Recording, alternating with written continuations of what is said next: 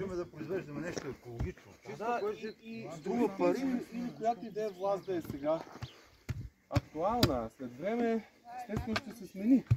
Ще дойдат по-добри времена и когато ти искаш да произведеш нещо, няма да имаш възможност. Водата ти ще бъде отровена. И другия аспект, тези пари, които се казва, че всъщност те, които се казва, парите от енергията къде ще отидат? В общината? Защо да не можеш? Защото тежи. Така ли? Аз не мисля. Твоя джоб няма да влезе. Що ще произвежда ток, значи Сухиндол няма да плаща, няма плаща. То тук между Няма какво да добре видя. Но господина, който уж е начало на тази община, какво е казал? Не спрат. Сигурно държавата.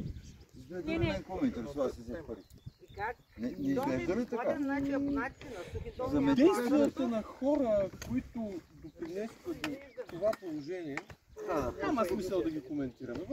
Има смисъл да ги коментираме, защото това е отрицателният пример, който не трябва да се дава на младите. Тази гледна точка си права. Но то е ясно, че те няма да кажат нищо друго. Това исках да кажа. Разумно и смислено. Там не се водят. Въпреки че такива хора би трябвало да бъдат пример на младите поколения, в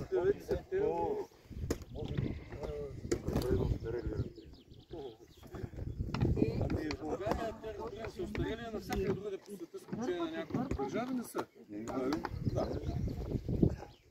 Никой не казва и другото, че всъщност проектите за фотоволтаични паркове плащат почти цялото землище на Сухиндол.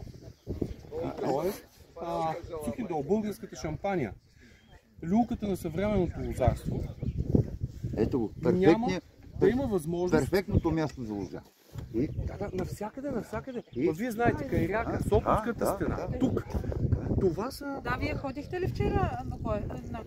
Минахме оттам, не сме отишли. Сме ходили днес, може да отидем. Да, мисълта ми е, че то няма да видите това, но ще видите сумни там пробите. Дай Боже да не виждаме това. Това е идеята, да не виждаме такива разрушения. Да се спре на време.